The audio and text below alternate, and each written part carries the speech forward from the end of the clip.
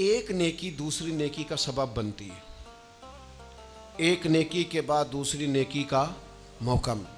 इस तरह माज़अल्लाह सुम्मा माज़अल्लाह एक गुनाह करे तो बंदा दलेर नहीं हो जाता कि चलो यार एक कर ले। हमारे बुजुर्गों ने लिखा है कि आपकी नमाज कज़ा हो जाए तो किसी को बताएं नहीं मेरी कज़ा हो गई, फिर तो वो कहेगा चलो मैं भी कज़ा कर लेता हूँ। आप कोई गुनाह करें तो गुनाह का ऐलान, कोई गलती हो जाए तो छुपाएं, बताएं नहीं, वरना दूसरे भी दलेर हो जाए। मैं एक तज्जिया निगार को पढ़ रहा था, वो कह रहा था कि मीडिया पे जो हम दिखाते हैं ना चैनलों पे, तो हम तो वो इंटरव्यू लेके ना किसी मुजरम का कि मैंने ये किया मैंने वो किया, तो आप तो लोगों को गुनाह के तरीके बता रहे हैं, आप लोगों को दलेर कर रहे हैं कि उसने कर लिया तो मैं कर लूंगा तो क्या हो गया। एक गुनाह दूसरे गुनाह का दरवाजा खोलता है। इसी तरह एक नेकी दूसरी नेकी का सबब बन जाती है। आरिफ रूमी फरमाते हैं एक शख्स ने अपने मुर्शद से पूछा था कि हुजूर मुझे कैसे पता चलेगा कि मेरा जिक्र कबूल है। तो कहने लगे जब तूने पहली दफ़ा जिक्र किया था ना और उस जिक्र इलाही के बाद तुम्हें दोबारा जिक्र इलाही की तौफीक मिली थी तो रब ने वो पहला कबूल किया था तो दोबारा तौफीक अता फरमाई, उसके हुजूर वो कबूल हो गया, दोबारा तुम्हें तौफीक अता कर दी। एक नेकी दूसरी नेकी का सबब। अगर आप नेक होना चाहते हैं तो नेकियां करनी शुरू कर दें। बाज़ दोस्तों से कहते हैं दाढ़ी शरीफ रख लें, तो कहते हैं अभी मैं नेक नहीं हूं। तो मैंने कहा दाढ़ी रख के तो बंदा नेक होता है, अब रखेंगे तो नेक हो जाएंगे। शुरू तो करें, आपको इसका लिहाज होगा कि यार अब मैंने दाढ़ी भी रखी हुई। एक नेकी दूसरी नेकी का रास्ता खोलती है, एक नेकी दूसरी नेकी के लिए राह को कुशादा करती है। अगर नेक होना चाहते हैं तो ये रूहानी कानून याद रखें कि एक नेकी दूसरी नेकी का सबब बनेगी।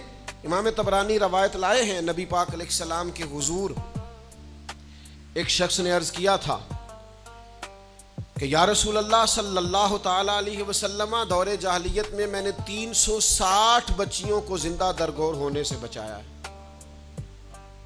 उनके माँ बाप और उनका बाप जो था वो माज़अल्लाह उनको जिंदा दफन करना चाहता था, मैंने ऊंट देकर बच्चियों को बचाया और फिर मैंने उनकी परवरिश भी की। तो या रसूल अल्लाह सल्लल्लाहु अलैहि वसल्लम, मैंने 360 बच्चियों की जान बचाई है, मुझे इसका अजर मिलेगा? ये बड़ी बारीक बात उस शख्स ने पूछी है। उसूल ये है कि हालत कुफर में जो इंसान नेकी करता है उसका उसे अजर नहीं मिलता। अजर के लिए ईमान जरूरी है, ईमान पर अजर मुरतब होता है। जिसका ईमान नहीं उसको अजर नसीब शर्त है कि बंदा मोमिन हो तो उसके नेक अमाल कबूल। अब ये सवाल क्या कर रहे हैं, जरा बारीक बात है समझे। या रसूल अल्लाह सल्लल्लाहु ताला अलैहि वसल्लम, क्या मुझे अल्लाह अजर देगा? मैंने दौरे जाहिलियत में 360 बच्चियों को जिंदा दरगोर होने से बचाया है, इसका मुझे अजर मिलेगा? कुर्बान जाएं, हुजूर फरमाते हैं अना अफ़साहुल अरब, मैं अरबों में सबसे ज्यादा फसीह व बलीग हूं। उसने कहा हुजूर अजर मिलेगा? तो हुजूर फरमाने लगे तुम्हें तो अजर मिल गया है। वो हुजूर से पूछता है या रसूल अल्लाह, मैंने 360 बच्चियों की जान बचाई है, जिंदा दरगोर होने से बचाया, अजर मिलेगा? हुजूर फरमाने लगे तुम्हें तो मिल गया है। ओ भाई मिल गया ना, हुजूर के सामने बैठा हुआ है, इससे ज्यादा भी कोई अजर मिलना है? नबी पाक के सामने बैठ गया है और हुजूर से सवाल कर रहा है।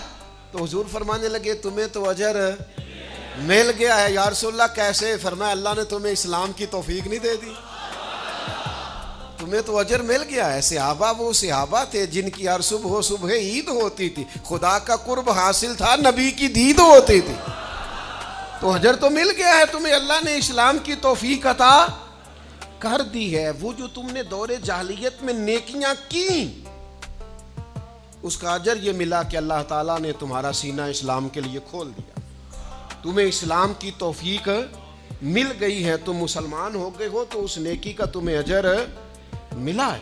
जिंदगी भर याद रखें, आप नेकी करेंगे तो नेकियों के रास्ते खुल जाएंगे। आप तकवे की राह पर चलेंगे तो आपका सीना अल्लाह ताला खोल देगा इबादत के लिए। एक नेकी दूसरी नेकी का सबब। इसलिए हुजूर अलैहिस्सलाम ने फरमाया तुमने नेकी को कभी हकीर नहीं समझना। कुछ ना हो सके तो भाई से मुस्कुरा के मुलाकात ही कर लो। छोटी से छोटी नेकी को भी छोड़ें, हरीस हो जाए नेकियों की। नेकियां करेंगे तो आप महसूस करेंगे कि एक रूहानी ज़ाब्ता कायम हो गया है कि उस नेकी की वजह से अल्लाह ताला मज़ीद नेकी की